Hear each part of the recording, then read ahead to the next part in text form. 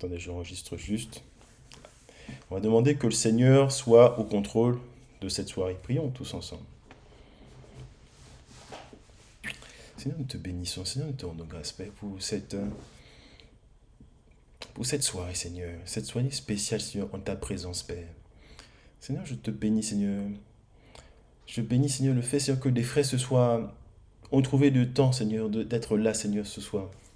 Et je prie que chacun d'entre nous, Seigneur, puissions, Seigneur, être là ce soir pour recevoir, Seigneur, ta parole, Seigneur. Parce que je sais, Seigneur, que ce message est nécessaire pour chacun d'entre nous, Seigneur.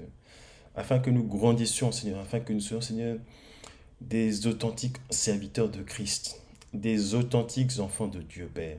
Je prie pour chacun d'entre nous, Seigneur.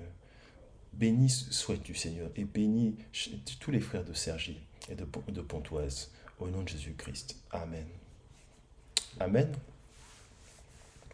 Prions et pour tous les frères, parce que je sais que c'est, comme je vous disais, je suis même désolé de vous retrouver ce soir, ça me désole, mais comme je vous dis, euh, le temps est précieux. Et en 30 minutes, c'est très difficile de parler de ces choses-là. En 30 minutes, c'est très très court, hein. Et c'est pour ça que j'enregistre au passage, et je ne sais pas comment, mais ça sera, pour ceux qui n'ont pas pu être là, le message sera, et même pour vous, si vous voulez prendre des notes après, récupérer, ça sera disponible. Je sais pas, je pense sans doute sur YouTube. Donc, c'est nécessaire euh, de... voilà, comme ça, même si les frères n'ont pas pu être là, ils pourront être dans le week-end ou en semaine ou le soir, bénis à leur tour. Amen. Mais on va quand même prier.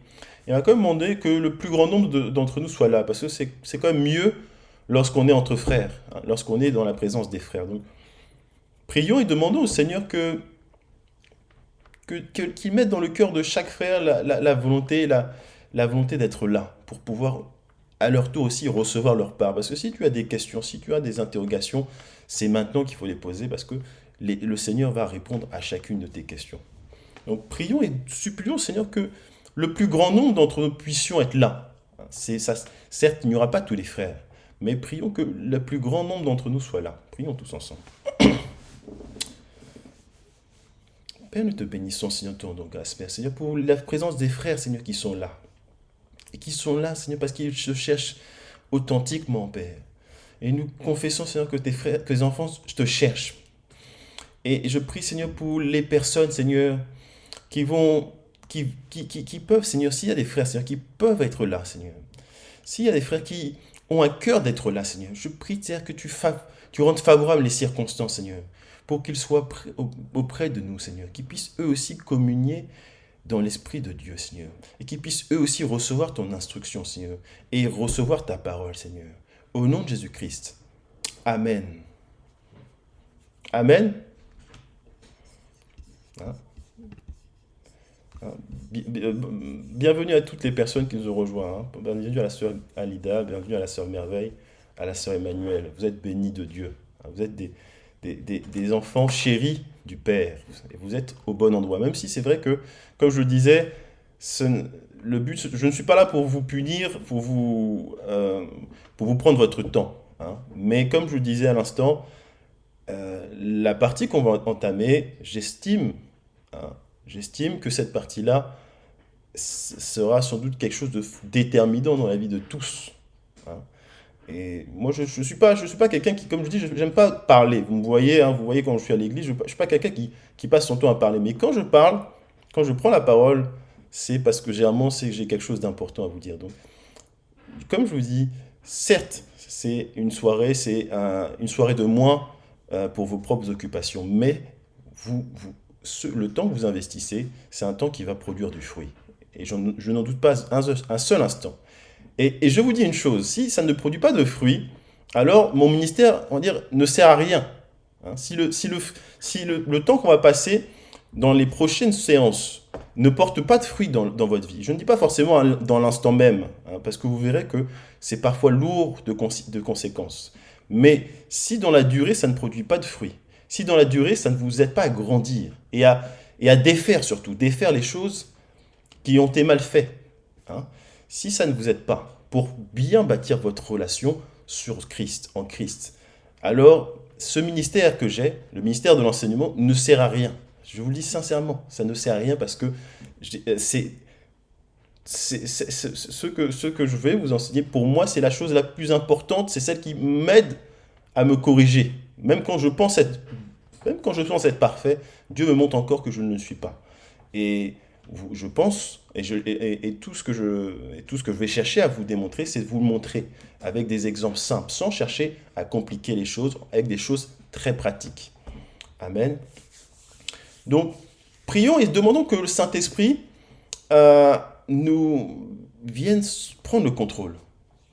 Donnons au Saint-Esprit la plénitude, qu'il prenne le contrôle, qu'il façonne la réunion, qu'il façonne de lui-même cette réunion afin que nous soyons euh, qu'on soit complètement baignés dans l'Esprit de Dieu et que même l'Esprit de Dieu vienne nous aider à comprendre sa parole, hein, et vraiment à la comprendre d'une manière spéciale, hein, parce que souvent tu lis la parole, mais tu ne comprends pas forcément bien les passages. Mais demandons ce soir au Seigneur qu'il vienne nous enseigner afin que nous comprenions la parole comme on ne l'a jamais comprise. Prions ensemble. Père, nous te prions, Seigneur. Père, nous te bénissons, Seigneur.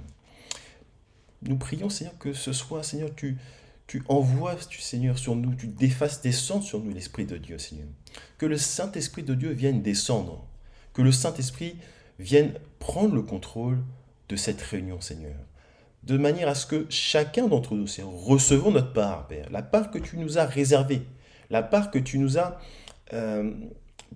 dès le commencement, dès la fondation du monde, la part que tu nous as placée, Seigneur, pour que chacun d'entre nous puissions comprendre spécialement, hein, ta parole, Seigneur. Puisse comprendre spécialement, Seigneur, ce que tu as écrit, Seigneur, pour nous, Seigneur, afin que nous grandissions, afin que nous produisions du fruit, Père. Et du fruit qui te soit agréable, Seigneur. Pas du fruit pour nous, mais du fruit pour toi, Père. Je prie pour chacun d'entre nous, Seigneur. Au nom de Jésus-Christ. Amen. Amen. Je disais donc hier, que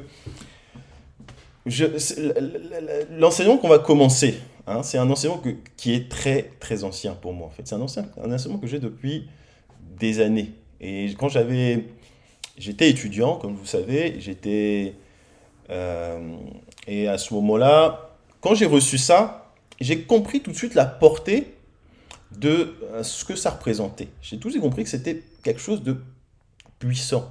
Parce que moi-même, ça m'aidait à comprendre beaucoup de choses sur moi-même, hein. Je comprenais beaucoup de choses que je ne comprenais pas, ou sur moi ou sur les autres, sur les frères, sur les personnes à qui, les personnes qui m'entouraient, ou même les personnes du monde. En réalité, vous allez voir que ça va vous aider à... Enfin, si vous comprenez bien le concept, si vous comprenez bien ce qui va être abordé, vous voyez, vous allez comprendre beaucoup de choses. Vous allez comprendre beaucoup de choses. Vos yeux vont s'ouvrir. Et vous allez comprendre des réalités et des choses qui sont parfois même pas forcément accessibles, mais vous allez le comprendre d'une manière, je l'espère en tout cas, de manière, on va dire, palpable, afin que ça vous aide à prendre les bonnes décisions surtout. C'est tout le but, c'est de vous aider à prendre les bonnes décisions. Parce que dans la vie, il y aura des choix durs à prendre.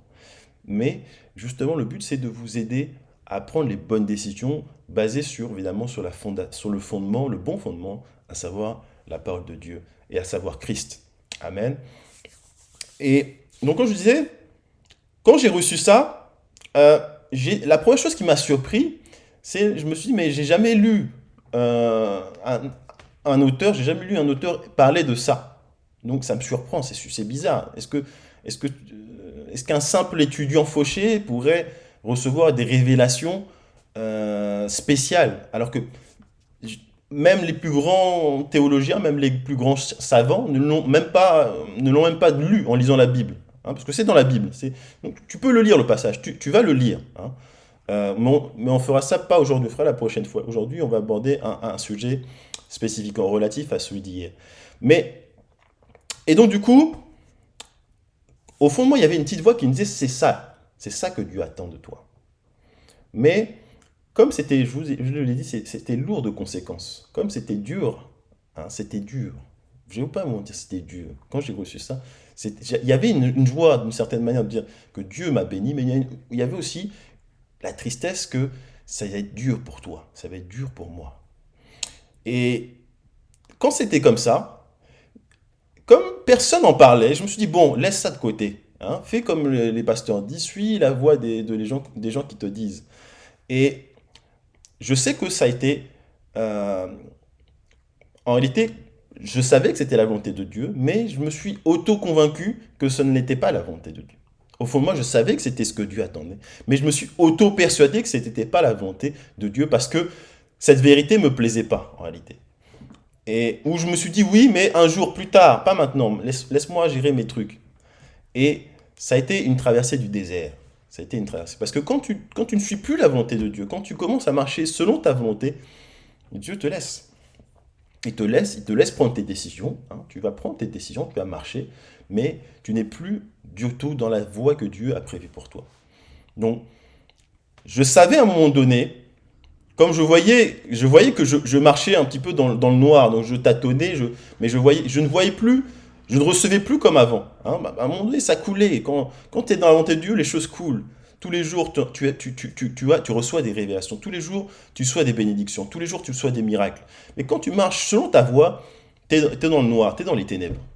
Tu es dans les ténèbres. Et je savais que si je voulais me remettre dans les bonnes rails, il fallait revenir à un moment donné et me remettre sur ce sujet-là. Et c'est pourquoi j'avais entrepris l'an passé. En 2020, je me dis, une décennie s'est passée. Hein. La révélation, j'ai dû l'avoir en 2009. Toute une décennie s'est passée. Tu n'as rien fait. Hein. Je savais que je devais prendre des notes, écrire, partager. Hein. Tu ne reçois pas un truc pour toi. Quand tu reçois quelque chose, c'est pour les autres. C'est pour ton frère, c'est pour ta sœur.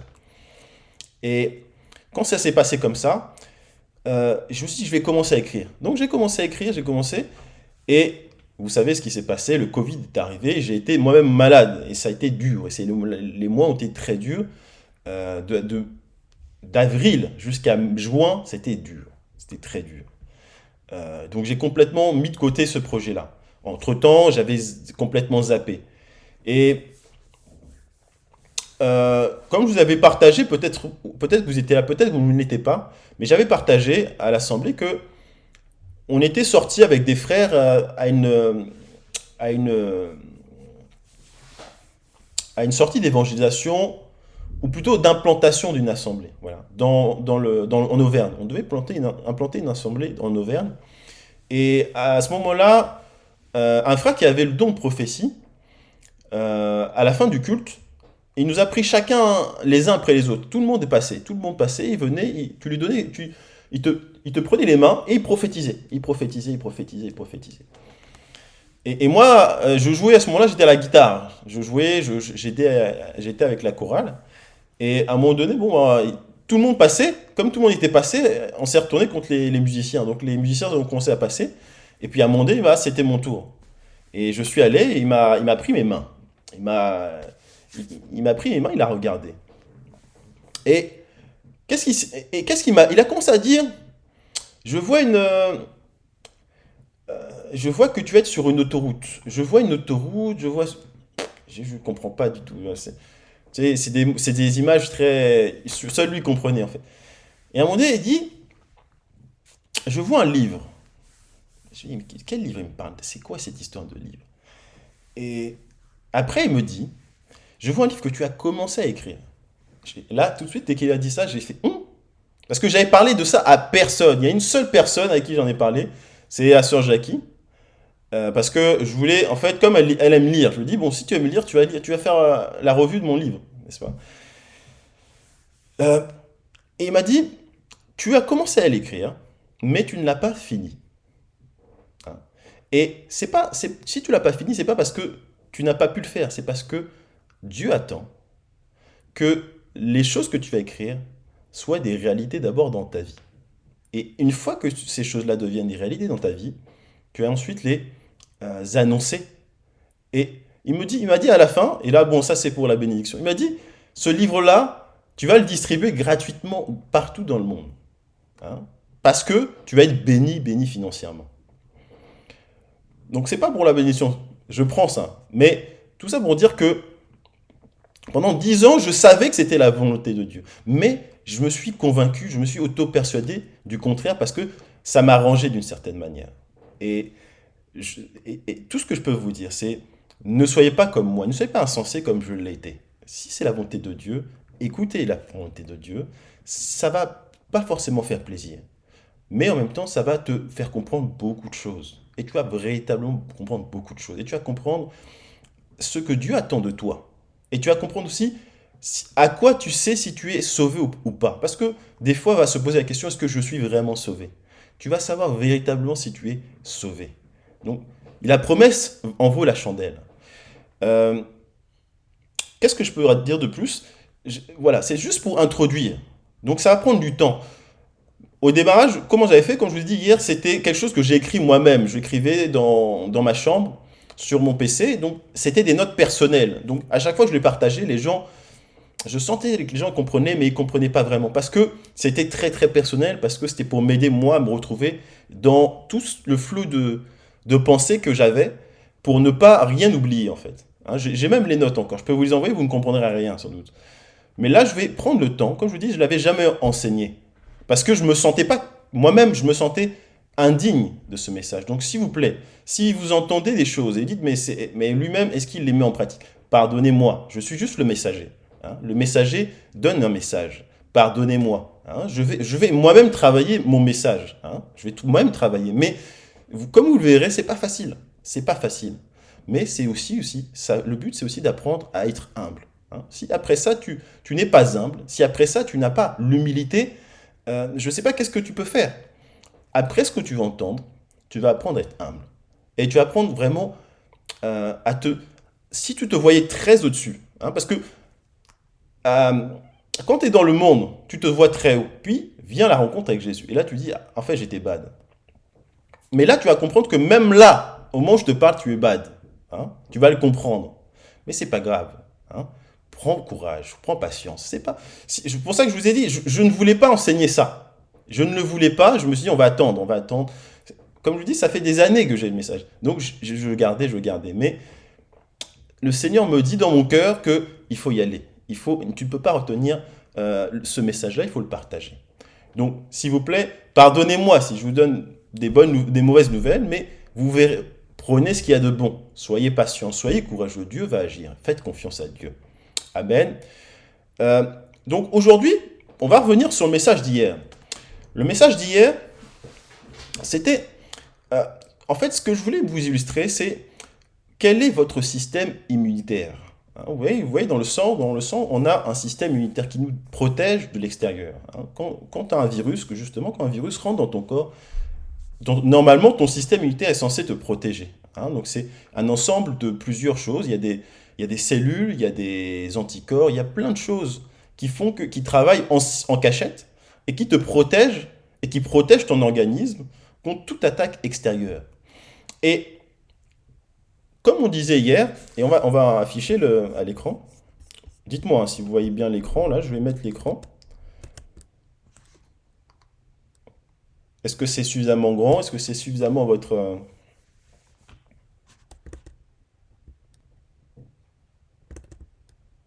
Vous voyez l'écran?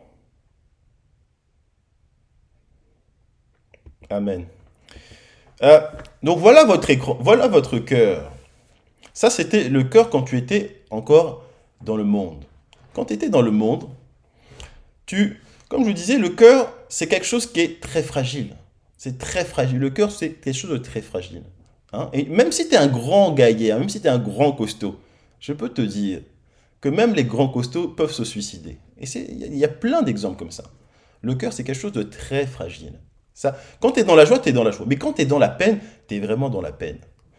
Et pour protéger ton cœur, quand tu étais dans le monde, tu avais mis en place tout un système, hein, un système très sophistiqué de mécanismes de défense contre toute attaque extérieure. Hein. Donc comme je l'illustrais ici, il y avait plusieurs niveaux. Il y a plusieurs niveaux dans ce système-là. Ça va juste de l'évitement, t'évites une personne, jusqu'à la haine, jusqu'à la rancœur, jusqu'au meurtre. n'est-ce pas? Euh, donc, évidemment, il y a plusieurs degrés. Il y a plusieurs degrés. Et quand tu viens à Jésus, hein, comme c'est ce qu'on disait hier, quand tu viens à Jésus, qu'est-ce que le Seigneur te dit? Il te dit que le niveau 3 déjà, c'est pas possible. C'est pas possible. Hein. Tu ne peux pas haïr ton prochain. Tu ne peux pas haïr ton prochain. Hein. Tu ne peux pas te venger. Hein. Déjà, tu dois pardonner, n'est-ce pas? C'est pas la parole. Tu dois apprendre à pardonner. Tu ne peux pas avoir en horreur ton frère. Ce n'est pas possible. Donc, qu'est-ce qui se passe? Quand tu écoutes la parole de Dieu, tu dis, bon, ok, je vais apprendre à pardonner, je vais apprendre à ne plus me venger. Donc, tu vas faire sauter le verrou 3. Le verrou 3 va sauter.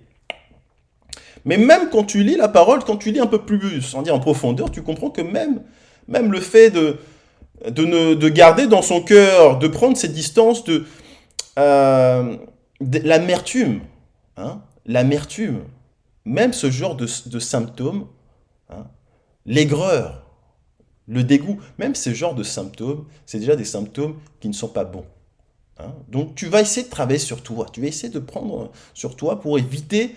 Hein, vous connaissez cette expression, je prends sur moi. Hein, c'est exactement ça. Tu prends sur toi. Hein, tu évites, tu essaies de calmer le jeu. Donc tu dis, bon, je vais essayer même, cette personne, elle m'agresse, mais cette personne, à chaque fois que je lui fais du bien, elle va toujours à travers. Je vais travailler sur moi. Ok. Donc tu vas faire sauter le verrou 2. Hein, ça, tu vas faire sauter de ton système d'antan, de ton système quand tu étais dans le monde. Quand tu viens dans l'église, petit à petit, tu travailles pour faire de la place.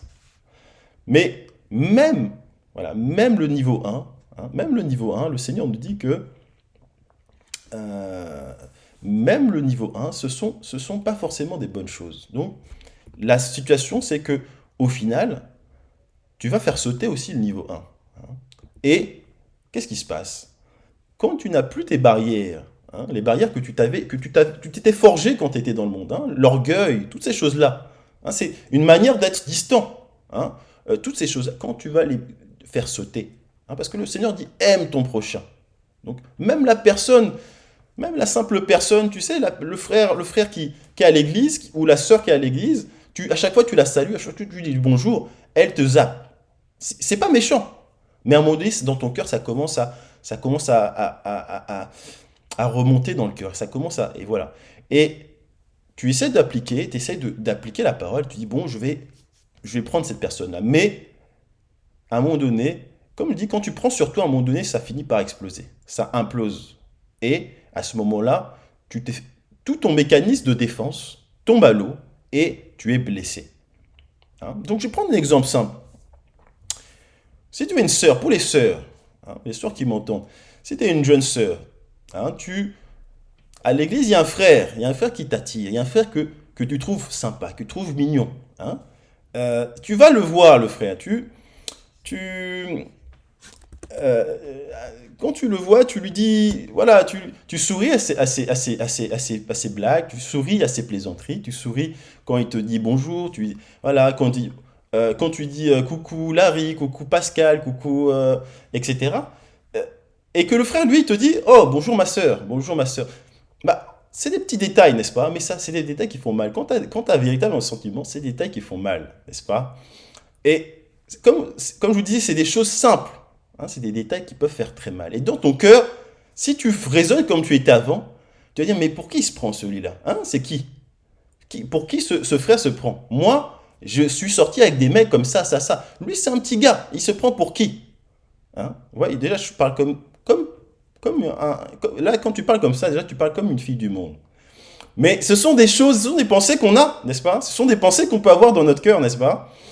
Et euh, mais le Seigneur, qu'est-ce que nous dit? Qu'est-ce que nous dit le Seigneur? Il nous dit que aime ton prochain. Hein, aime ton prochain. Donc ok, je vais prendre sur moi, je vais accepter ça. Hein, et tu vas le servir. Ok, frère, je t'ai apporté une assiette avec la double portion de bananes Aloco parce que je sais que tu aimes les Aloco. Ah, le frère, non, c'est bon, merci, c'est gentil, mais j'ai pas besoin, laisse ça. Voilà, encore une fois, encore une petite pique. C'est rien. Hein, comme je dis, ce sont des détails qui ne sautent pas aux yeux. Mais quand tu as véritablement des sentiments pour une personne, et quand ton cœur est comme ça, hein, quand le cœur, vous voyez, quand votre cœur est comme ça, je remets l'image, c'est-à-dire quand il y a plus des barrières, hein, les barrières qui te protégeaient. Quand ton cœur est comme ça, le moindre chose, la moindre petite pique, ça va te faire mal. Ça va te faire très mal.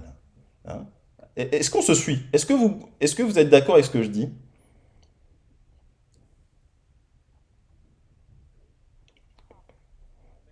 Est-ce que ce que je dis fait sens? Hein? Ou est-ce que je suis en train de dire des bêtises? Hein. La moindre détail, quand tu as fait sauter le verrou psychologique, les mécanismes de défense psychologique que tu avais, hein, autrefois, je ne parle pas maintenant, je ne parle pas quand tu es un enfant, quand tu as bâti ta relation avec Christ, mais je dis, si tu n'as pas encore bâti ta relation avec Christ, et que tu fais sauter les verrous, voilà comment ton cœur va se retrouver.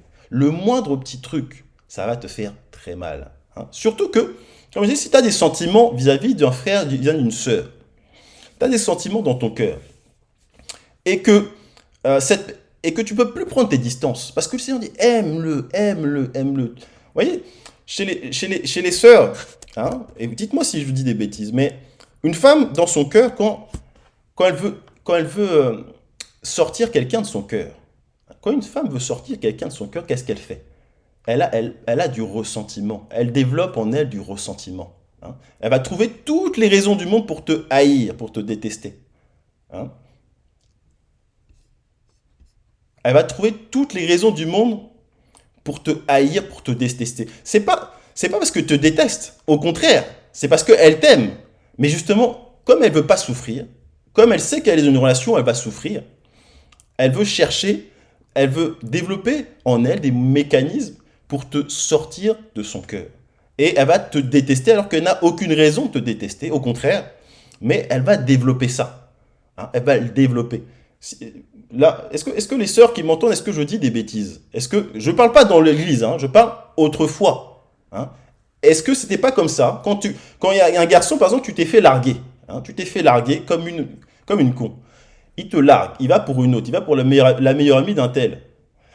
Est-ce que quand il t'a largué, est-ce que dans ton cœur, tu n'as pas cherché à haïr cette personne-là pour justement le sortir de ton cœur? Parce qu'il t'a fait mal, parce qu'il t'a fait du mal, donc tu veux le haïr. Hein, ou il y a d'autres manières aussi pour sortir la personne de son cœur. L'autre façon aussi, c'est ok, il me sort, je vais me mettre avec quelqu'un d'autre. Hein. Comme ça, c'est toujours la même manière, c'est toujours un mécanisme de défense. Donc tu vas trouver le premier venu. Hein. Souvent, c'est celui qui t'envoie des lettres d'amour quand vous étiez en troisième, tout ça, le premier.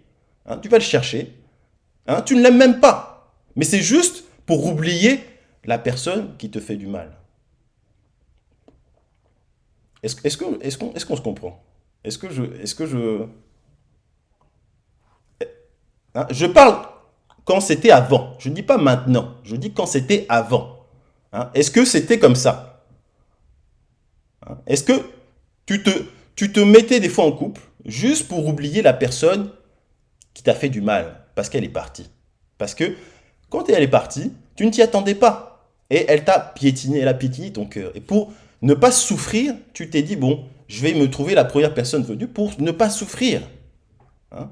Est-ce que je dis des bêtises? N'est-ce pas? Donc, ce que je dis, c'est des choses véridiques. Parce que hier, j'avais l'impression que je parlais chinois. Hein, mais ce que je vous dis, ce sont des choses factuelles. Hein. Quand ton cœur est blessé, tu veux trouver tous les moyens possibles pour ne plus être blessé. Hein. C'est comme ça, n'est-ce pas? Quand ton cœur est blessé, tu es prêt à tout pour ne plus être blessé. Hein. Sauf que dit la parole de Dieu, tu ne peux pas haïr un frère, tu ne peux pas haïr une personne. Tu ne peux pas. Et même pire encore, parce que la méthode la plus simple, c'est de dire, ok, je veux prendre mes distances. Mais comment vas-tu prendre des distances si la personne, elle est dans la même église à côté de toi? Comment vas-tu faire? Tu vas souffrir. Tu vas souffrir. Comment vas-tu prendre tes distances sur une personne qui prie dans la même assemblée au même moment?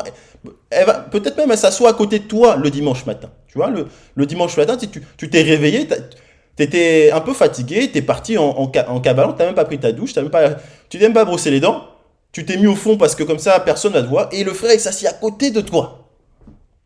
Hein. Le moment où tu t'étais pas apprêté, si je savais, je me serais fait belle. Mais là, non, il est là. Hein. Et la moindre chose, la moindre petit truc, ça va te faire mal. Hein. Si le frère, je sais pas, s'il te zappe ou s'il dit, oh, mais telle soeur, elle est belle, hein, sa coupe, elle lui va bien. Toi, tu vas dire amen, mais dans ton cœur, tu vas être triste, n'est-ce pas? Hein. Donc, vous voyez de quoi je parle? Hein. C'est pas des choses, forcément des choses visibles, mais ce sont des petits détails. Mais je vous dis, le Seigneur fait attention à tout ça. Ce sont des petits détails. Des détails tu ne peux pas dire oui, j'ai un problème avec un tel. Non, tu ne peux pas le dire ça. Parce que ce sont des choses qui sont très petites. Mais si tu les accumules, si elles s'accumulent, au fur et à mesure, elles peuvent te détruire. Elles peuvent véritablement te détruire. Amen. Est-ce qu'on se comprend? Est-ce que vous comprenez ce que je suis en train de dire? Est-ce que ça fait sens? Amen. C'est un oui qui est timide. Oui, c'est sur une échelle de 0 à 100. Est-ce que ce que je dis fait sens de 0 à 100? Pour que je comprenne, parce que peut-être que je suis complètement à côté du sujet. 75. Bon, c'est déjà ça. C'est déjà ça. 80. Amen. Donc,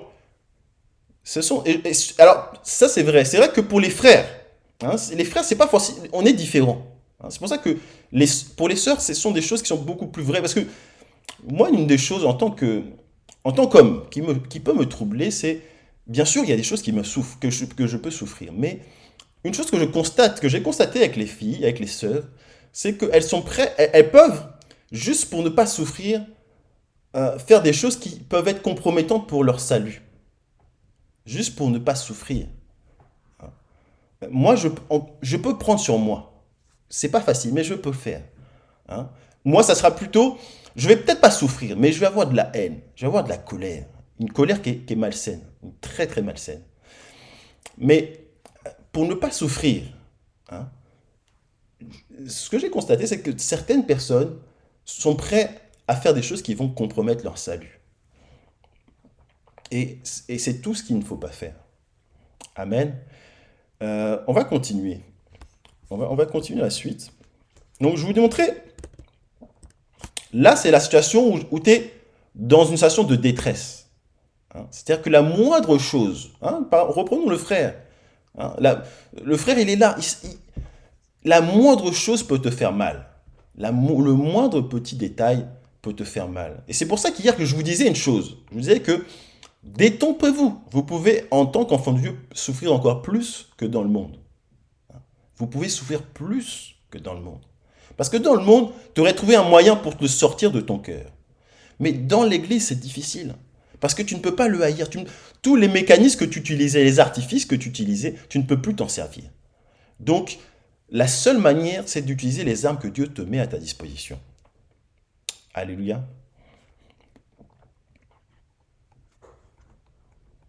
Amen. Amen. Donc, la seule manière de t'en sortir, quand c'est comme ça, c'est d'utiliser les mécanismes que Dieu te met à ta disposition pour t'en sortir. Donc, euh, qu'est-ce que j'ai marqué? Voilà, lorsque je reçois Christ et que je retire les mécanismes de défense psychique qui me protégeaient des attaques extérieures, si je ne compense pas mon système de défense par un moyen supérieur de défense, alors j'expose mon cœur à être facilement attaquable de l'extérieur, ce que j'appelle le syndrome d'immunodéficience spirituelle, pour faire le parallèle avec le système immunitaire. De même qu'une simple grippe peut détruire un patient du sida, de même qu'une simple attaque peut détruire un sujet sans bouclier spirituel. Et ce que je vous dis, c'est un constat. Quand j'étais jeune converti, je vous disais, moi j'étais choqué. Je voyais des grands tomber. Et ça me choquait. Parce que je me disais, si un grand gaillard, si une grande personne dans la foi peut tomber aussi facilement comme une mouche, moi je ne suis rien. Je vais tomber comme lui. Je vais tomber comme lui, comme cette personne-là. C'est pour ça que je vous dis à chacun d'entre nous, soyons très vigilants. Parce que si nous ne prenons pas nos gardes, on peut nous aussi tomber. Hein. On peut aussi nous tomber. Donc soyons très vigilants. Et à un moment donné, tu pourras te sentir très faible. Très très faible. Tu vas dire, mais même quand j'étais avant, j'étais pas aussi faible. Hein. Mais, mais prends courage, parce que Dieu aussi veut te montrer une chose. Hein. Et là, quand tu as compris ça, parce que quand je lisais la Bible, quand Jésus disait, sans moi tu ne peux rien, je le lisais, on va dire, à moitié. Mais quand tu te sens faible, quand tu te sens véritablement faible, c'est là où tu comprends que sans Jésus, tu ne peux rien. Amen. Donc sans Jésus, tu ne peux rien. Donc la solution à ça, la solution à ça, elle est en 3 étapes. D'abord, c'est crucifier la chair. Hein. D'abord, c'est crucifier la chair. Si tu encore, c'est quand une personne t'agresse. Hein, si une personne t'agresse, même des micro-agressions, quand même, même une petite agression. Hein, c'est toi, tu dis bonjour, bonjour, et la personne t'a zappé. Ou à chaque fois, tu lui envoies des messages, comment ça va, et voilà. Il répond 2 heures après, ah, ça va, merci, au revoir. Des petits détails, hein, des petits détails. Si tu n'as pas crucifié ta chair, si tu n'as pas encore crucifié ta chair, ça va te faire mal. Ça va te faire mal. Parce que tu vas le prendre pour toi. Or, si tu es mort à la croix avec Jésus, si tu es mort toi-même, si tu es mort à la croix avec Jésus, c'est-à-dire que tu es mort à toute ta volonté. Tu es mort à toutes tes préoccupations. Tu es mort à toute estime de toi. Hein. Tu es mort à toute considération de toi. Donc, quand tu es mort à toutes ces choses-là, qu'est-ce que ça peut te faire, toi qui es déjà mort, toi qui es déjà morte? Qu'est-ce que ça peut te faire? Si tu as crucifié la chair, qu'est-ce que ça peut te faire? Si une personne va t'agresser, ça ne peut plus rien faire, tu es déjà mort, n'est-ce pas? Mais si ça te fait quelque chose, hein, si tu ressens en toi quelque chose, si au fond de toi ça bouillonne, si au fond de toi les choses s'agitent, c'est que d'une certaine manière, tu n'as pas encore complètement crucifié ta chair. Amen. Qui est d'accord avec ça? Si ça bouillonne encore, si au fond de toi, quand une personne, la moindre agression, hein, peut-être, là j'exagère, peut-être ça peut être des plus grosses choses, mais peu importe le degré, si ça bouillonne, si la chose que la personne fait bouillonne en toi, c'est que d'une certaine manière, tu n'as pas encore complètement crucifié la chair. Amen. Je vais vous donner un exemple. Je vais vous donner un exemple. Je vais prendre mon exemple. Puisqu'on a dit, il est temps de... je vous ai dit que je vais être à cœur ouvert. Donc, je vais vous donner mon exemple. Amen. Et c'est un exemple très, très simple. Je vous avais dit que j'ai été cambriolé. Il était 2018. Je me suis fait cambrioler. Donc, sauf que la personne qui m'a cambriolé, de par un témoin oculaire, on savait c'était qui. Hein. Je savais qui était cette personne. Cette personne-là, je l'avais rencontrée par mon frère. Donc, il me l'avait présenté. Au début, on s'est bien entretenu. On avait bien échangé. Et comme c'était une personne qui venait de mon frère, je ne me suis pas posé plus de questions que ça. Sauf que petit à petit, j'ai vu des petites choses. Hein, j'ai vu des petits détails. C'est une personne que j'hébergeais dans mon studio. Donc, parce que j'avais un studio de musique. Hein. Donc, je l'hébergeais. Il dormait des fois dans le studio. Des fois, je le nourrissais, etc., etc. Mais c'était quelqu'un qui n'avait pas forcément d'adresse. Voilà, c'était un gars qui... Voilà. Et autour de moi, toutes les personnes me disaient, Benjamin, méfie-toi de cette personne-là.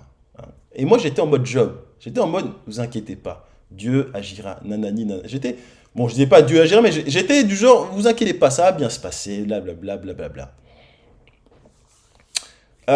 Sauf qu'il m'a fait plusieurs coups tendus. Mais à chaque fois, bon, je vais passer, ça passe. Il est arrivé même à un moment donné, il m'a volé quelque chose. Hein. Alors il m'a dit que c'était pas un vol, parce que quand je me suis aperçu, je lui ai dit, où s'est passé cette chose-là? C'est un équipement de studio, donc où cet équipement est passé? Et puis il m'a dit, oh nanani, je l'ai ramené chez moi pour apprendre ceci, cela. Je savais au fond de moi qu'il voulait me le voler. Hein. Mais il m'a oui, bon, c'était juste pour travailler chez moi, blablabla. Et pareil, je laisse passer. Mais à un moment donné, je ne pouvais plus. Déjà, à ce moment-là, je ne pouvais plus. Déjà, je n'arrivais plus à le blairer. Je vous dis, j'arrivais plus à supporter cette personne. Parce que c'était vraiment quelqu'un de très irritant. Tout le monde, toutes les personnes autour de lui, à un moment donné, ne pouvaient plus le zapper. Moi, j'avais pris. Mais même moi, ça commençait à faire beaucoup dans mon cœur. Et donc, du coup, j'ai dit, bon, écoute, prends tes affaires, reprends ton truc. Moi, je fais mon truc. On n'a pas de problème. On est bien, nanani, nanana. Ah oui, j'ai oublié un truc.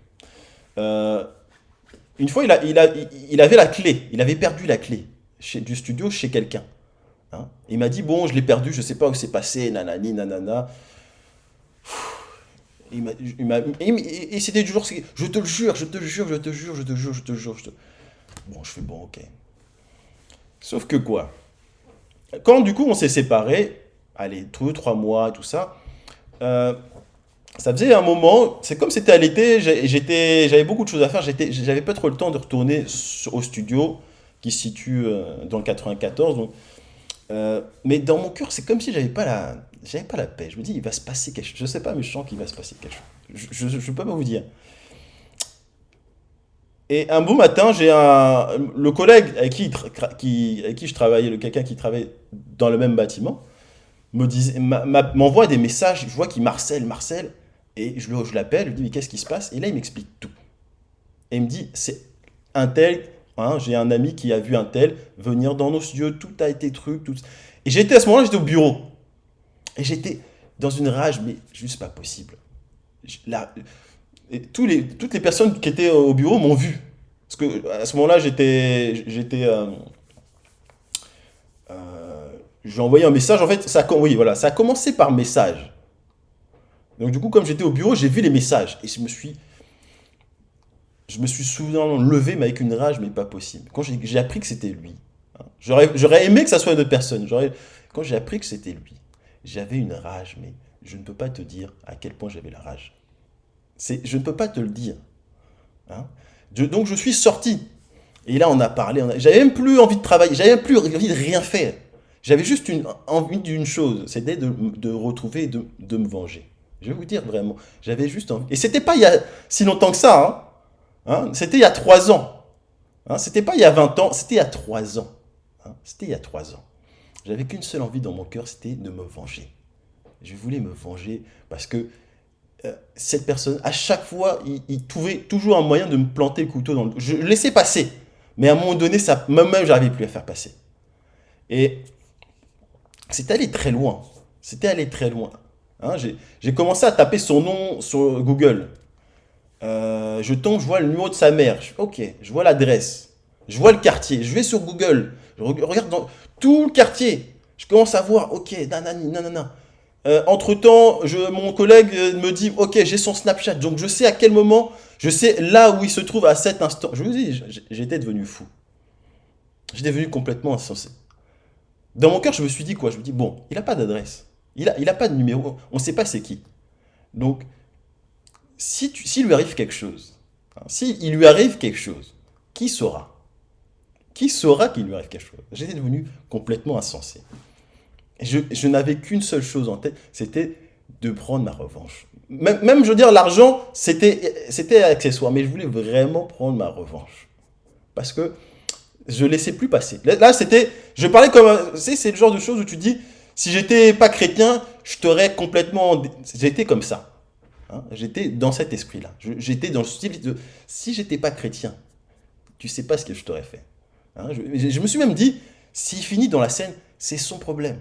Je vous parle en vérité. Je me suis même dit, si cette personne finit dans la scène, c'est son problème. Et à ce moment-là, l'enquête était compliquée parce qu'il y avait les gendarmes. On a fait venir les gendarmes, ils sont venus, vous savez, les gendarmes, à ce moment-là, j'avais d'autant plus la colère que les gendarmes nous ont menés complètement en bateau. Hein, ils sont venus, ils ont pris toutes des empreintes, vous inquiétez pas, on va prendre les recherches, nanani, nanana. Et on a fait plein de recherches. On a commencé à trouver, on a vu, ils avaient revendu certains articles dans des cash converters, on a donné tout. Les gendarmes, ils ont dit oui, oui, oui, merci, merci. Mais ils n'ont rien fait. On a même trouvé l'adresse où l'un de ses complices couchait. Hein, ils n'ont rien fait. Mais à ce moment-là, au moment où je vous parle, à ce moment-là, Dieu m'a posé une question. Il m'a dit, Benjamin, je veux bien te... Mais j'ai juste une question à te poser. Et souvenez-vous, hein, ça fait cet enseignement, je l'avais déjà. Donc, c'est pas quelque chose qui était nouveau. Il m'a juste posé une question. Il a dit, Benjamin, c'est quoi ton bouclier? C'est quoi ton refuge? Et dès qu'il m'a parlé, dès que Dieu m'a parlé, je me suis tu. Et en fait, je me suis senti stupide. Je me suis senti stupide. C'est quoi ton bouclier? Hein? Tu veux te venger? Tu veux prendre ta revanche?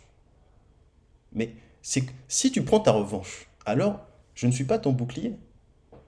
Si tu veux prendre ta revanche, si tu veux te venger de ce que cette personne t'a fait, alors moi je suis quoi?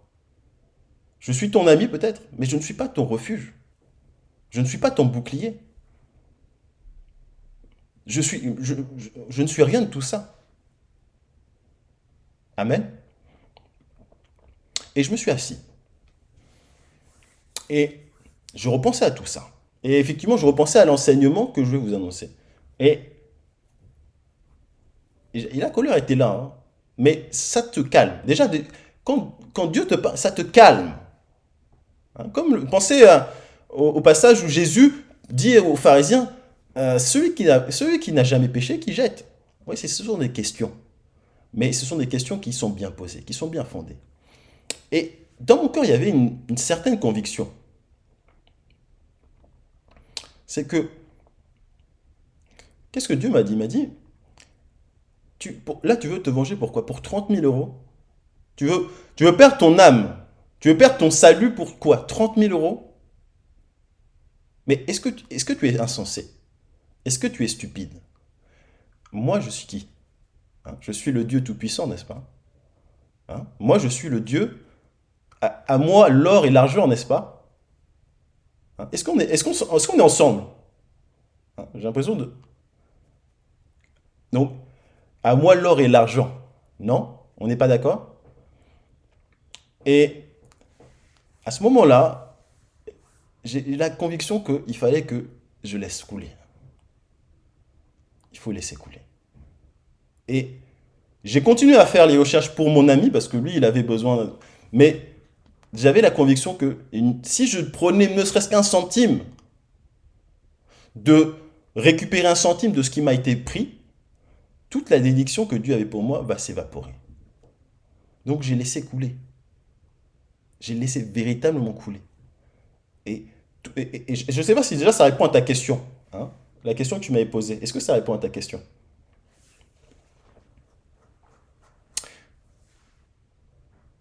Donc, mais le témoignage n'est pas fini. Amen. Le témoignage n'est pas fini. Le témoignage n'est pas fini.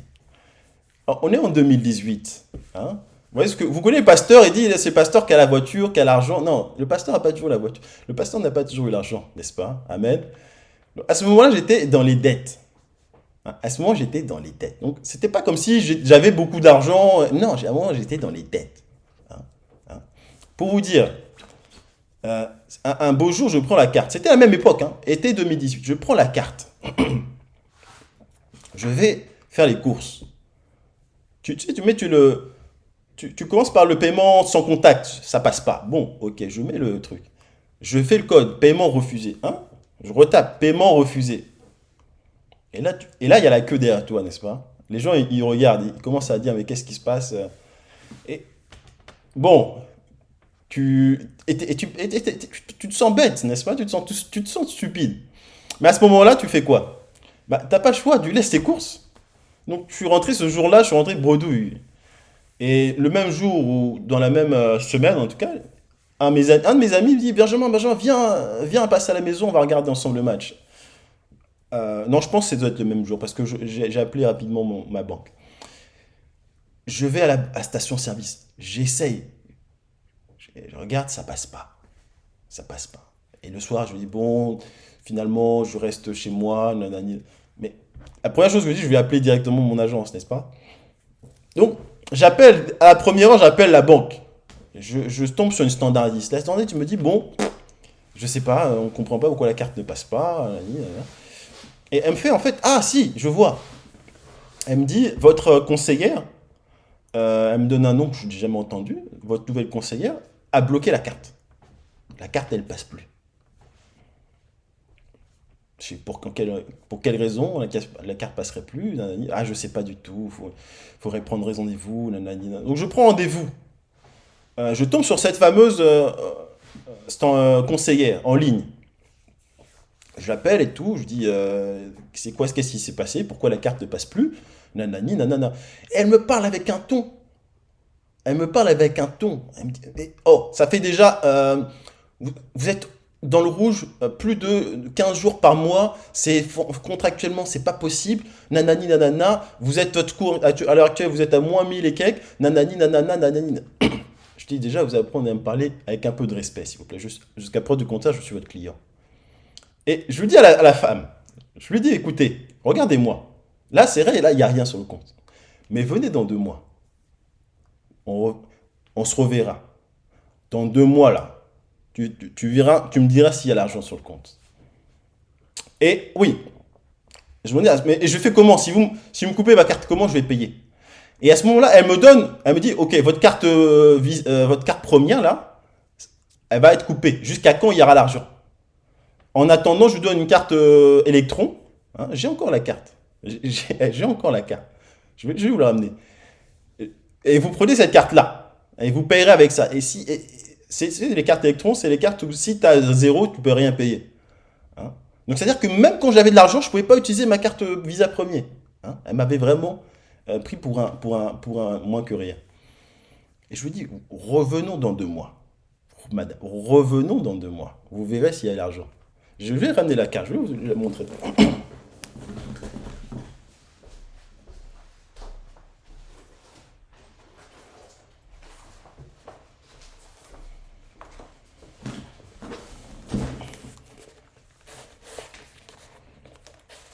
Donc ça là, ça c'est ma carte normale.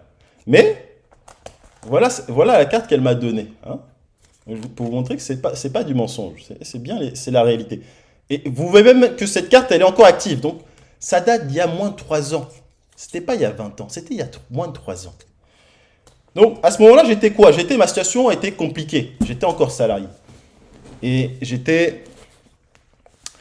euh, j'avais déjà posé ma dème. Hein. Je voulais devenir indépendant, mais le problème quand tu es indépendant, tu ne peux pas trouver une mission à 3 mois d'avance. C'est pas possible. Quand tu es indépendant, c'est sur l'instant même. Donc, comprenez la situation dans laquelle j'étais.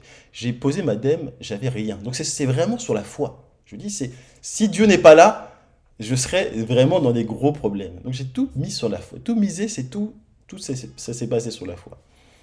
Et à 2 semaines de la fin de ma mission, à la fin de mon emploi, je trouve une mission, grâce à Dieu. La mission commence, tout se passe très bien. Une semaine plus tard, mon manager me dit non, on t'avait donné quelle date? Ben, je lui avais dit sur le contrat c'est 3 mois, nanani renouvelable. Et tout.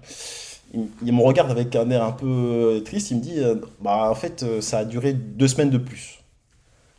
Et j'étais comme ça. Parce que moi j'avais besoin d'argent, hein, j'avais besoin d'argent, du vrai, du bongo. Hein. Le problème, qu'est-ce qui se passe? C'est que j'ai 2 semaines encore, donc j'étais en stress. J'étais vraiment en stress. J'ai dit, il faut que tu trouves, il faut que tu cherches. J'ai passé 2 semaines à faire. Au moins, ils m'ont laissé la possibilité de faire des entretiens. Et j'ai eu des entretiens, j'ai passé. Et j'ai trouvé un entretien dans la société dans laquelle je suis actuellement. Amen. Et du coup, au bout d'un mois, je vois, j'ai l'argent. L'argent revient. Donc là, je suis dans le positif. Mais je me dis, non, je vais pas embêter la banquière tout de suite. Parce que si je vais la voir, elle va me dire oui, mais qu'est-ce que ça prouve? Ça prouve rien. Donc je dis, je vais attendre encore un mois. Je vais laisser encore passer. Donc pendant encore un mois, j'étais avec cette carte-là. Hein. Je me suis dit, bon, on va rester encore avec celle-là. Un mois après, hein, j'envoie un message par mail. Mais je comprends, la carte n'a pas été réactivée. Et là, elle me répond, oh oui, désolé monsieur, nanani, nanana, je remets la carte, nanani tout de suite, voilà, nanani, nanana. Hein? Amen? Est-ce que Dieu n'est pas grand? Est-ce que Dieu n'est pas grand? Hein? Donc, ayez foi en Dieu. Donc, vous voyez la première bénédiction, Par rapport au fait que je me suis fait prendre 2 mois plus tôt 30 000 balles, première bénédiction. Hein, première bénédiction. Mais c'est pas la dernière. Je sais encore que Dieu va me bénir. Je sais que Dieu va me bénir. Donc tout ça pour dire que c'est des choix qui sont durs. C'est des choix qui sont lourds de conséquences. Mais quand tu prends la voie de Dieu, tu ne seras jamais déçu. Tu ne seras jamais déçu. Amen. On va donc, on va continuer. On va continuer le message.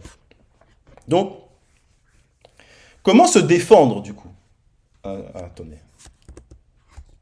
Je remets l'écran.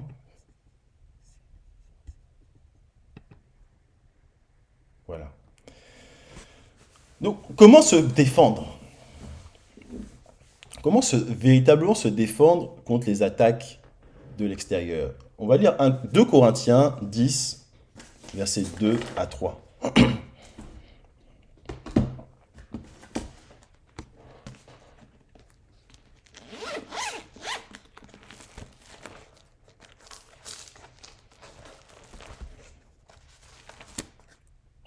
Est-ce que quelqu'un a trouvé?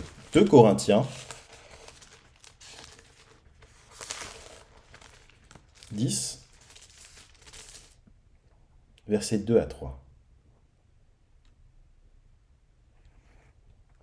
Amen.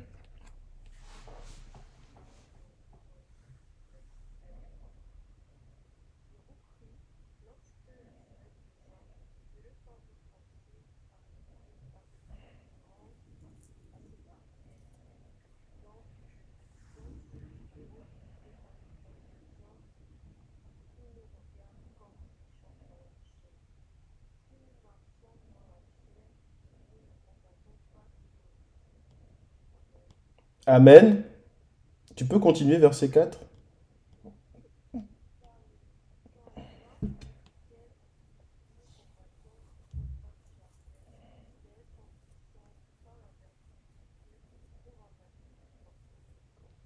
Amen. Donc, qu'est-ce que dit l'apôtre Paul? Il dit, si nous marchons dans la chair, hein, il ne dit pas nous marchons selon la chair, nous marchons dans la chair. Donc, nous sommes en fait des humains, nous sommes des êtres humains. Si nous marchons dans la chair, nous ne combattons pas selon la chair. Donc, toutes les mécanismes que tu as vus, toutes les choses qu'on a parlé depuis le début, tu ne dois pas l'user ces choses-là. Hein. Tu dois apprendre à combattre, comme il dit, parce que les armes avec lesquelles nous combattons, ne sont pas charnelles, mais elles sont puissantes par la vertu de Dieu pour renverser des forteresses. Donc, quand tu apprenais à haïr, on va dire, à détester la personne qui te rendait, on va dire, triste, hein, parce que cette personne-là, elle n'était pas elle n'était pas avec toi. Hein, quand tu détestais cette personne-là, quand tu haïssais ton père ou ta mère ou que sais-je, ou un oncle, ou quelle que soit la bonne raison que tu as, hein, je te pose la même question que Dieu m'a posée. Quel est ton refuge? Quel est ton bouclier? Quelle que soit la bonne raison, tu as peut-être de très très bonnes raisons d'avoir, on va dire, du ressentiment contre quelqu'un. Mais je te pose une question, je la renouvelle, la question que Dieu m'a posée. Quel est ton bouclier? Quel est ton refuge?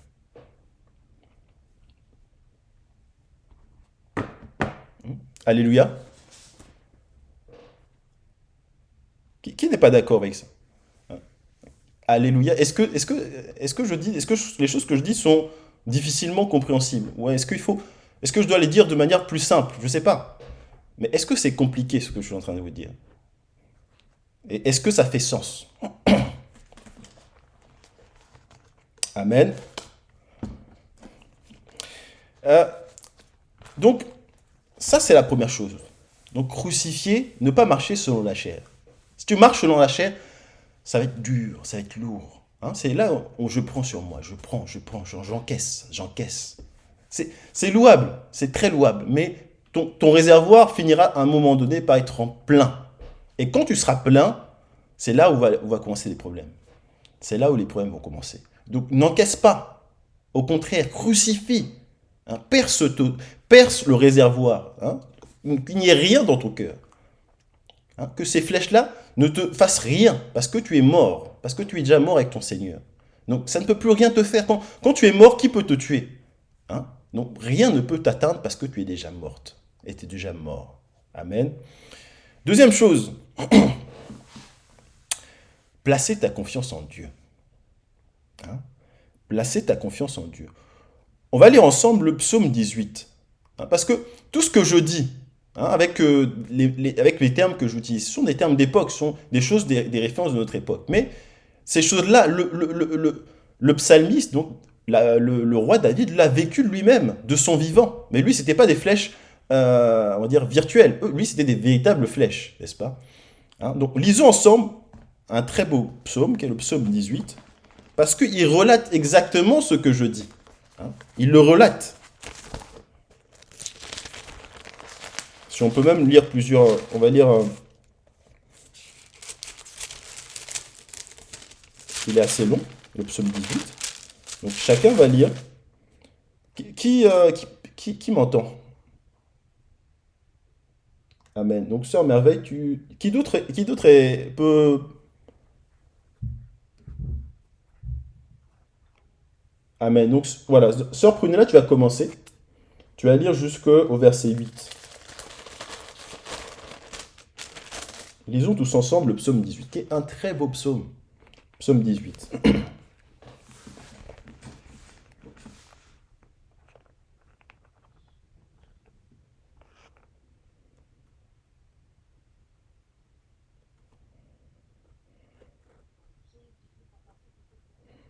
On va tout lire. On va tout lire.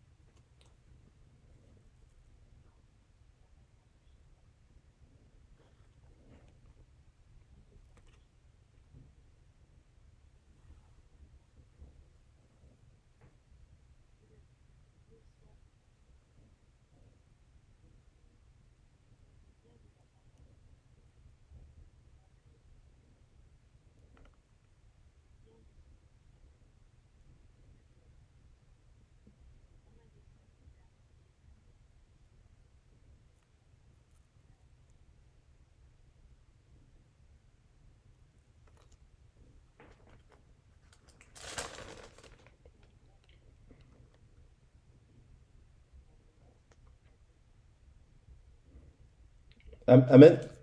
Est-ce que tu peux t'arrêter là? Amen. Donc déjà, vous voyez comment il qualifie l'Éternel. Je t'aime, Éternel, ma force. Éternel, mon rocher, ma forteresse, mon libérateur. Mon bouclier, la force qui me sauve, ma haute retraite. Vous voyez. Là où moi, vous voyez, quand je vous racontais mon histoire, est-ce que j'étais dans la même attitude de cœur que David, hein? Je n'étais pas dans cette attitude-là. Et voyez l'attitude de cœur de David. Mon rocher, mon bouclier, ma haute retraite. Et vous voyez, lui-même, il dit que les liens de ma mort m'avaient environné. Hein. Mais dans ma détresse, j'ai invoqué l'Éternel. J'ai crié à mon Dieu. Et de son palais, il a entendu ma voix.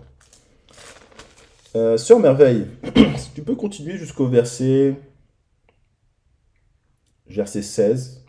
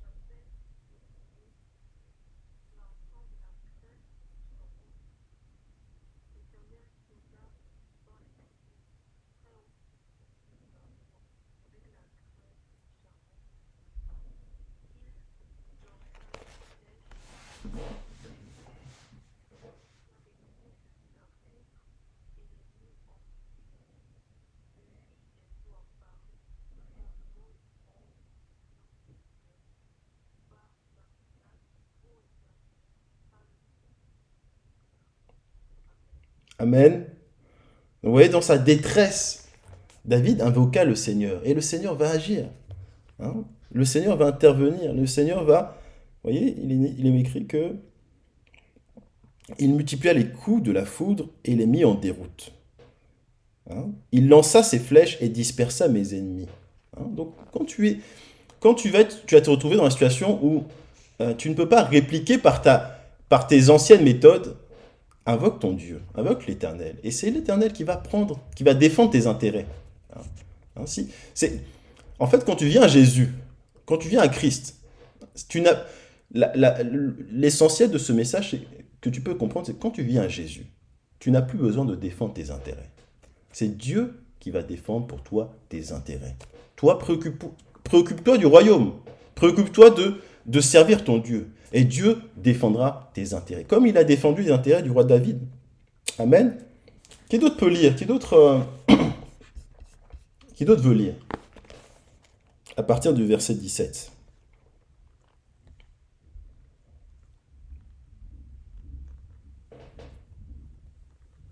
Amen. Je vais continuer. Moi, jusqu'au verset 26. Il étendit sa main d'en haut. Il me saisit. Il me retira des grandes eaux. Il me délivra de mon adversaire puissant, de mes ennemis qui étaient plus forts que moi. Il m'avait surpris au jour de ma détresse. Mais l'Éternel fut mon appui. Il m'a mis au large. Il m'a sauvé parce qu'il m'aime.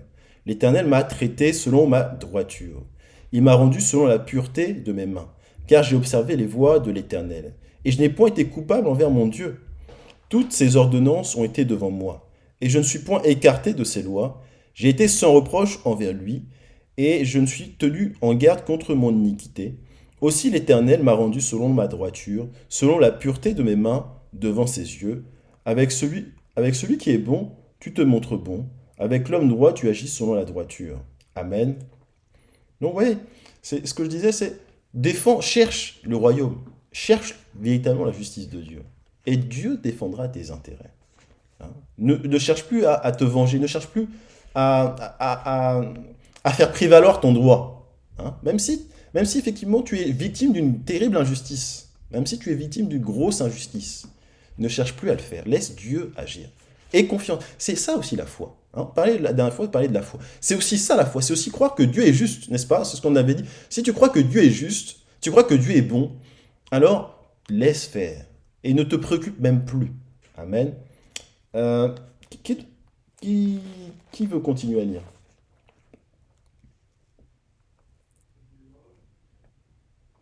Amen. Continue jusqu'au verset 37. Enfin, c'est ça.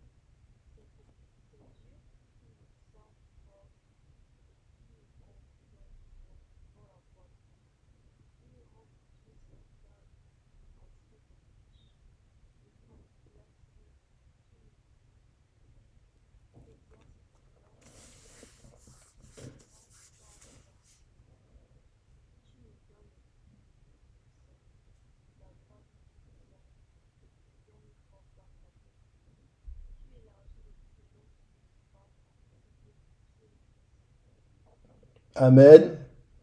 Et mes pieds ne chancellent point. Hein. C'est écrit, voilà. Qui, car qui est Dieu si ce n'est l'Éternel? Et qui est un rocher si ce n'est notre Dieu? Amen. Et comme on disait, il est le bouclier pour tous ceux qui se confient en lui. Il est le bouclier. Hein. Donc, quand tu défais tes défenses, hein, les mécanismes que tu avais mis en place, tu vas les défaire. Mais en parallèle, tu vas apprendre à te confier en ton Dieu. Tu vas apprendre à confier tous tes intérêts, les mettre dans les mains de Dieu. C'est Dieu qui va les défendre. C'est Dieu qui va les défendre. C'est lui qui a la bonne main. Sa main n'est pas courte, n'est-ce pas? Il a la main ferme.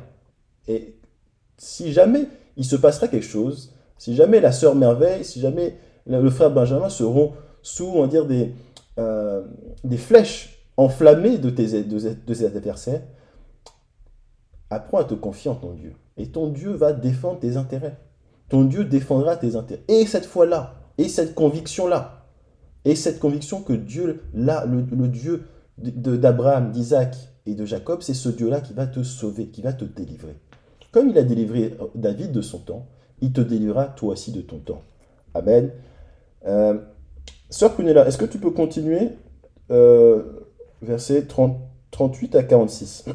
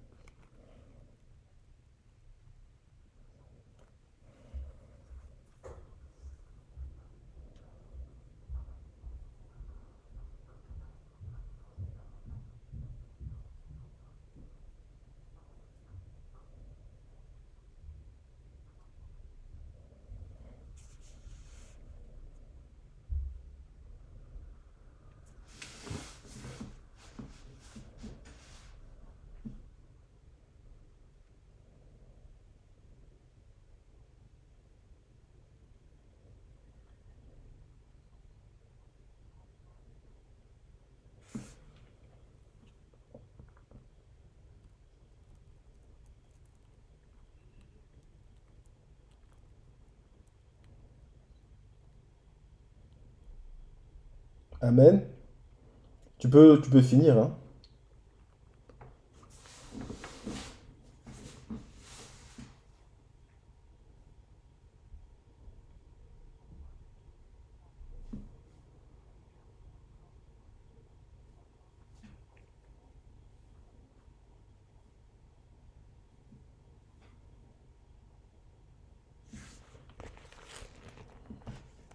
Alléluia. Amen. Vous voyez, qu'est-ce qu'il dit? Il dit, euh, vive l'Éternel et béni soit mon rocher. Vous voyez, elle insiste, c'est son rocher. Donc il est assis sur le rocher. Il ne craint rien parce qu'il est assis sur le bon rocher. C'est pas le. Parce que même toi, quand tu te confies en toi, tu n'es pas sûr. Tu n'es pas sûr d'être toujours victorieux. Mais quand tu t'assois véritablement sur le rocher, le bon rocher, alors tu as ta victoire. Amen. Le Dieu qui est mon vengeur. Hein? Donc c'est pas toi qui va te venger.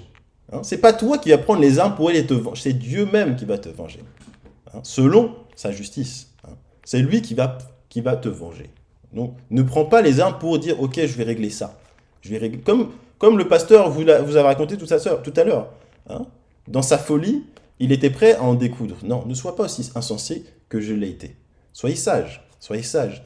Je le dis, ça arrivera. Ne faisons pas comme si ça n'arrivera pas. À un moment donné, vos adversaires chercheront à vous faire trembler. Parce que tu as déjà un adversaire d'office, n'est-ce pas?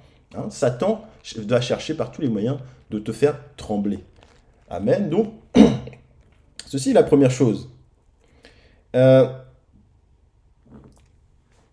Mais, il dit quoi? Il dit, tu m'élèves aussi au-dessus de mes adversaires. Hein, et c'est toi qui me délivres de tous mes ennemis. Amen.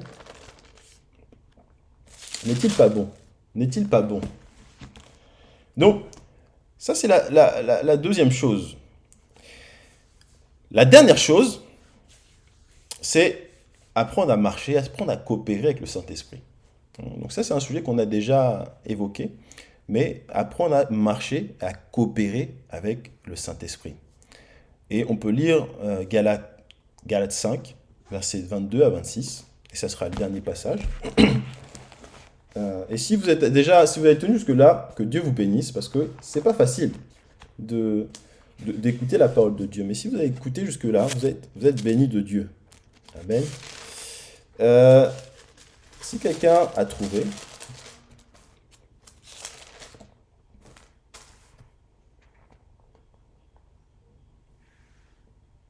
à 26.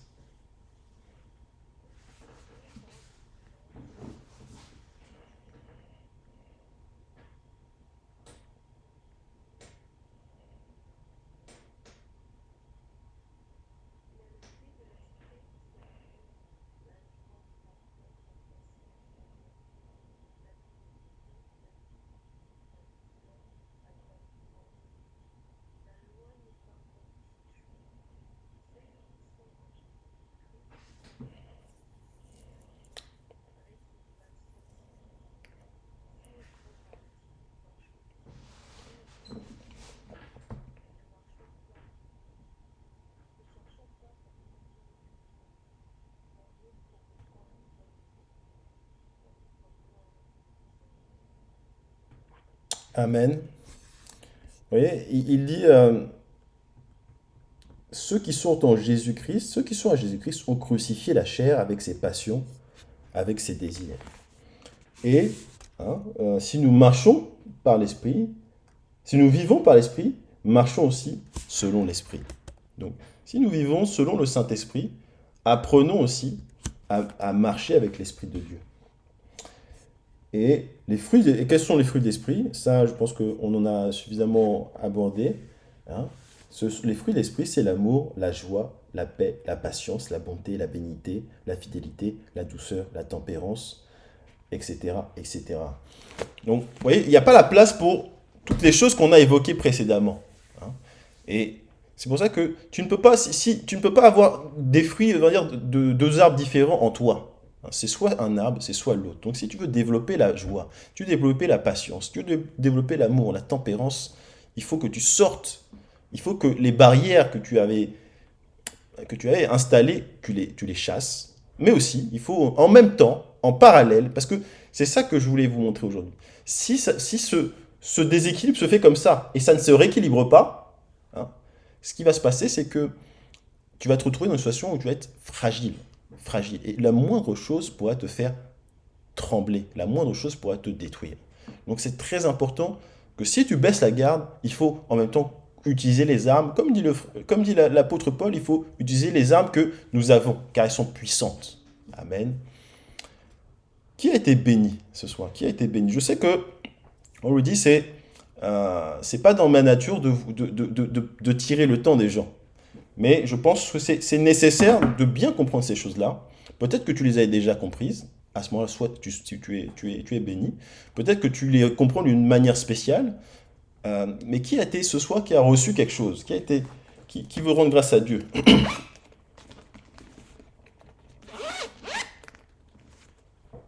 Amen.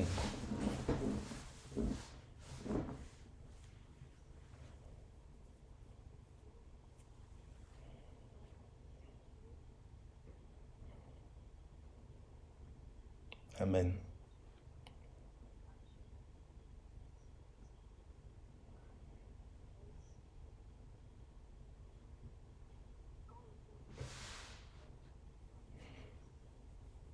Amen.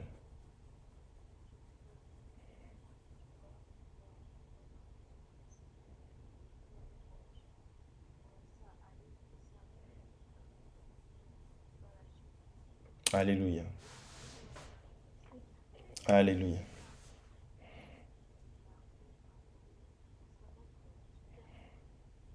Amen.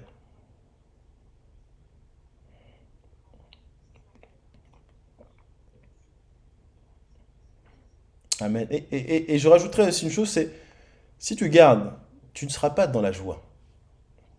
Tu seras jamais, jamais, jamais, jamais dans la joie. Tu seras toujours amer ou tu seras toujours aigri. Et il faut que tu sois dans... Parce que c'est le fruit de l'esprit, c'est la joie. Donc, il faut que tu es dans la joie. Il faut que tu sois dans la joie. Amen. Qui d'autre veut bénir le Seigneur? Qui d'autre veut rendre grâce à Dieu? On a terminé. Hein. Je ne vais pas vous tirer plus votre temps. On a terminé. C'est juste, si tu veux rendre grâce à Dieu, si tu veux partager une chose que tu as reçue, peut-être que tu as reçu quelque chose de supplémentaire que tu voudrais partager. Qui d'autre voudrait bénir le Seigneur? Amen.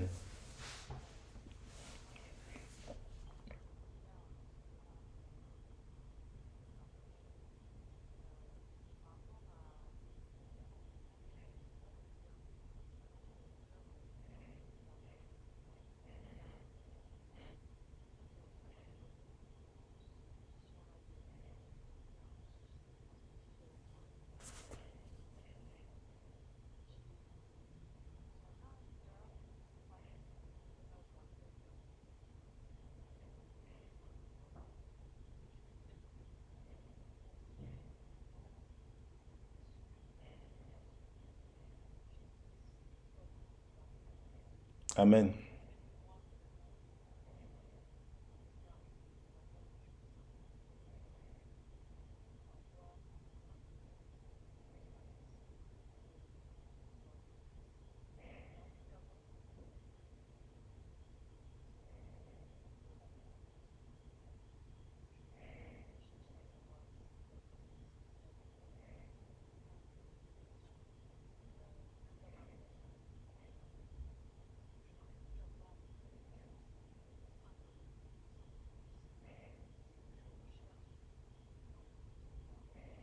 Amen.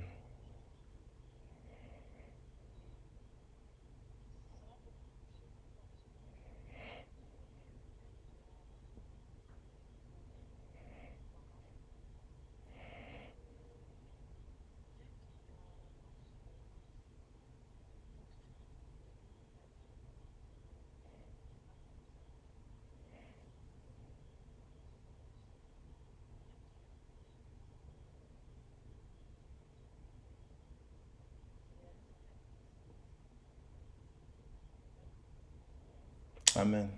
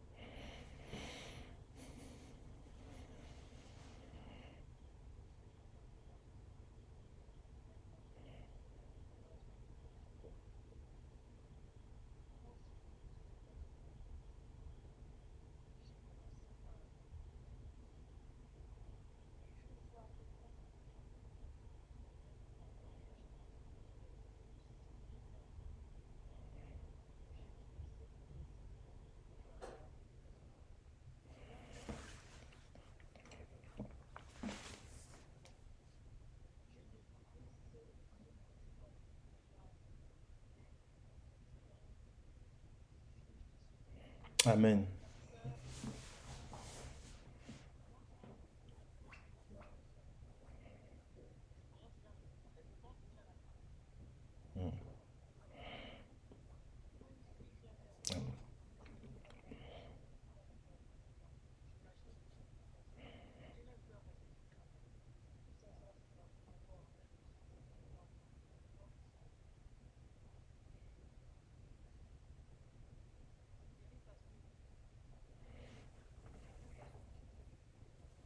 Amen. C'est pas facile. C'est pas facile.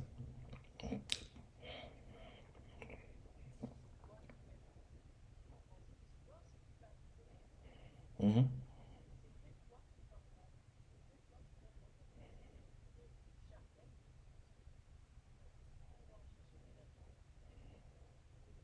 Mhm. Mhm. Mhm. Bien sûr. Bien sûr.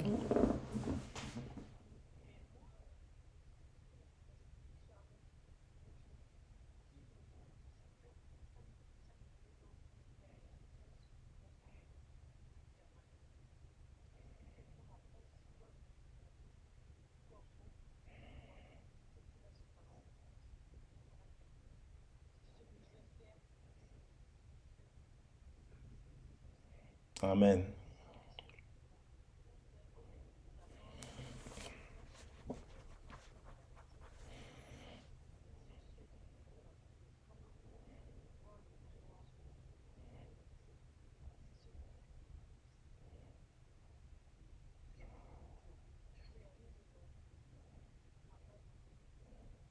Amen. Amen. Non, non, il ne faut pas être inquiet.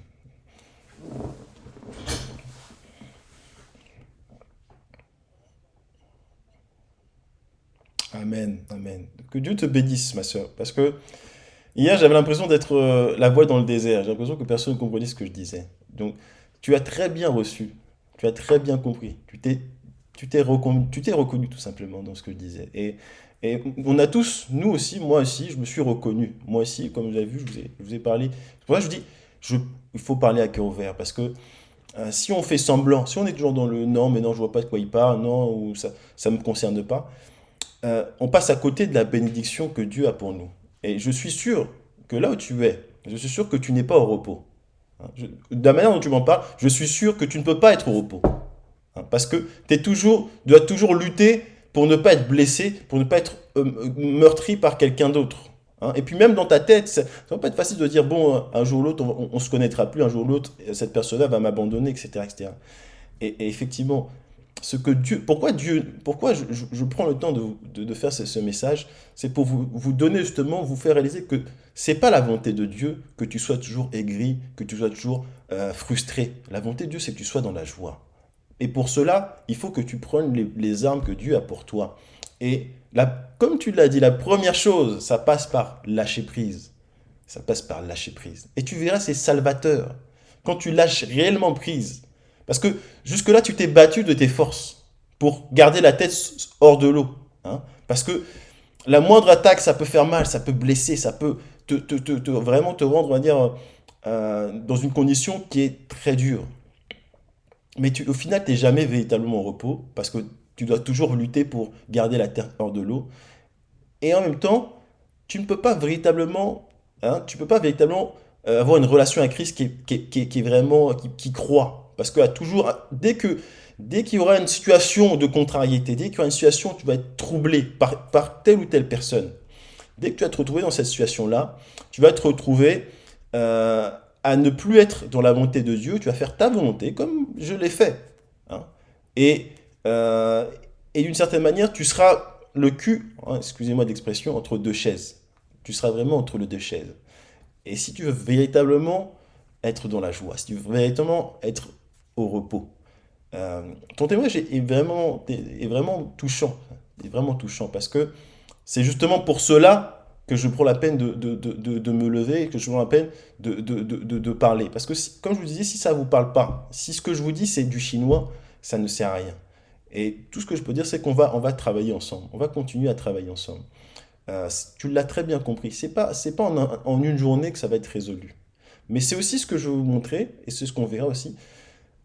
Laisse-toi guider par Dieu. C'est Dieu qui va te tailler, c'est Dieu qui va te forger, qui va te façonner. Au travers des expériences de la vie, il va te façonner. Hein. Moi, il m'a façonné mon cœur. Il m'a mis dans une situation où je pensais être sage et Dieu m'a ramené à la réalité. Il m'a montré que je ne suis pas si sage que ça. Et il m'a taillé. Il va te tailler, il va te façonner. Et petit à petit, sans que tu t'en rendes compte, tu vas rentrer, tu vas devenir la personne que tu aurais dû être. Tu vas devenir la personne que tu aurais aimé être. Hein. Et cette ancienne prunelle-là, hein, parce que tu disais, je hais la personne que je suis devenue. Tu ne te souviens même plus de cette personne-là. Hein. Amen. Mais pour cela, il faut être conscient de ses faiblesses. Il faut être conscient de là où on est. Et c'est pour ça que j'ai pris la peine, et c'est pour ça que je prends la peine de traiter cette thématique. Parce que comme je vous disais, on va tous, tout le monde ici, hein, même si tu t'es pas reconnu, tu verras dans les enseignements, tu vas te reconnaître. On va tous, et ça va nous ouvrir les yeux, et ça va nous aider à comprendre ce que Dieu attend de nous. Mais en même temps, ce que je veux vous dire, c'est, regardez comment Dieu est bon. Hein. Regardez vraiment comment Dieu est bon. Hein. C'est tout ce que je peux vous dire. Regardez comment Dieu est bon. Il se soucie de tout. Hein. C'est beau à voir à quel point Dieu se soucie vraiment de ton bien-être. Hein. Parce que c'est pas, et c'est là, vous voyez, c'est là la différence entre la religion et la relation. Dans la religion, hein, si la sœur Prunella prie 3 heures par jour, si elle jeûne 2 fois par semaine, on va dire Amen, ma fille, ta foi t'es une vraie enfant de Dieu. Mais dans la relation, Dieu, c'est pas ce que Dieu demande. Ce que Dieu veut d'abord, c'est ton bien-être. C'est ce que Dieu veut, c'est que tu sois au repos. et que tu aies confiance, pleinement de confiance en lui. Amen. Et ça, et tu verras que la joie que ça procure est, est imprescriptible. Amen. Donc, c'est pour ça que je dis ça, on prendra notre temps. Mais c'est justement pour ton témoignage, pour ce genre de témoignage-là, que je prends la peine de faire cette vidéo-là. C'est pour ça que je l'enregistre aussi. Hein, parce que les personnes qui ne pouvaient pas être là, elles aussi, elles vont recevoir. Hein, parce que nous sommes tous concernés. Hein, ne faisons pas comme si ça ne me concerne pas, moi je suis trop au-dessus. Non. Hein, sœur Prunella, tu es juste plus honnête que les frères. Tu es juste plus honnête que beaucoup d'entre nous. Hein. Mais chacun, on se reconnaît. Chacun reconnaît nos failles. Et Dieu veut nous parler. Dieu veut nous montrer sur quoi on doit travailler. Amen. Prions ensemble. Avant de se séparer, on va prier. Hein, parce que je vous disais que c'est terminé, mais là je commence à tirer. Donc, on va prier ensemble. Et on va demander à Dieu, à la lumière de cet enseignement, à la lumière de ceux qui nous a montré, que nous apprenions véritablement, et que, déjà, la première chose, que nous allons enlever hein, tous ces petits artifices qu'on avait mis hein, pour se protéger, pour se défendre tant bien que mal, et on va demander à utiliser les armes qu'il a pour nous. Hein, prions pour nous et prions pour toute l'assemblée. Seigneur, nous te bénissons. Seigneur, nous te rendons grâce, Seigneur. Seigneur, ce soir, Seigneur, tu nous as parlé. Seigneur, tu nous as montré, Seigneur, que la vie que nous avons menée par le passé, que la vie que nous avons menée, Seigneur, nous vivions, Seigneur, avec des moyens, Seigneur, pour ne pas être blessés, pour ne pas être choqués, pour ne pas être meurtris, Seigneur. Et toutes les armes qu'on utilisait, Seigneur, pour se défendre, Seigneur, nous les mettons devant toi, Seigneur, parce que elles ne te glorifient pas, Père. Parce qu'elles ne te glorifient pas. Et même nous, Seigneur, cela ne nous rend pas plus heureux, Seigneur. Hein, cela ne nous rend pas plus heureux, Seigneur. Donc nous les mettons, Seigneur, devant toi, ces armes. Et je prie, Seigneur, pour moi, pour mes frères, pour mes sœurs, que nous embrassons, Seigneur, les armes que tu as pour nous, les véritables armes, celles qui vont nous libérer, hein, celles qui vont nous rendre véritablement libres, celles qui vont nous donner véritablement la joie et la pleine joie, Seigneur, celles qui vont nous donner la paix, celles qui vont nous permettre de dormir, celles qui vont nous permettre d'être véritablement rentrés dans ton repos, Seigneur. Parce que tu as au 6e jour, Seigneur, tu as pris ton repos, Père. Et je prie pour moi, et je prie pour tous mes frères, que nous rentrons nous aussi dans le repos du Seigneur, Seigneur. Donc, nous prions, Seigneur, que c'est toi, et nous mettons, Seigneur, toute notre espérance en toi. C'est toi, Seigneur, qui va prendre, Seigneur, qui va défendre nos intérêts. C'est toi qui va défendre les intérêts de tous les frères, de toutes les sœurs, dans quelles que soient les circonstances. Nous confessons que c'est toi, Seigneur, qui prendra, Seigneur, qui défendra nos intérêts, Seigneur. Et nous n'allons plus chercher, Seigneur, à encaisser les chocs. Nous n'allons pas chercher à encaisser. Nous allons juste suivre. Et je prie, Père, que tous les frères, que toutes les sœurs soient véritablement libérés et qu'ils puissent véritablement être dans la paix de Christ. Au nom de Jésus-Christ. Amen. Amen. Merci à tous. Hein, je suis très béni par votre présence et personnellement, je suis surpris que des frères ont répondu présent. Mais tout ce que je peux vous dire, c'est je suis béni et je prie aussi que ça vous bénisse. Donc on va continuer la semaine prochaine et vous allez voir qu'il y a encore beaucoup de choses à voir. Mais en attendant, que Dieu vous bénisse. Passez une très bonne... au passage, pour les personnes qui... Bon, je sais que la sœur Merveille fera partie du voyage. La sœur Prunella, tu seras des nôtres?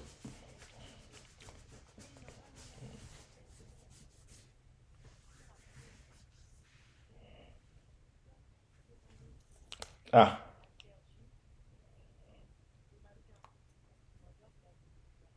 mhm. Ok. Voilà, tu me fais signe demain, si c'est possible. Mais si tu dois visiter, bon, je vais pas te retenir, c'est important aussi. Mais si tu peux avancer la visite, on pourra t'attendre. On peut même partir depuis le lieu de visite, hein. Donc, tu me fais signe. Même 9h30, je pense, parce que bon, tu as pas, ça dure pas plus de 15 minutes une visite, je pense. Hein. Donc voilà. Pour les autres, il y a encore les places. Il y a encore les places. Donc je vous êtes invités. Hein, il y a encore les places. On va rendre ministère à notre sœur Estelle. Elle en a besoin. Hein, vous savez, on va pas, les gens ne disent pas quand ils ont besoin. Mais je vous dis, la sœur en a besoin.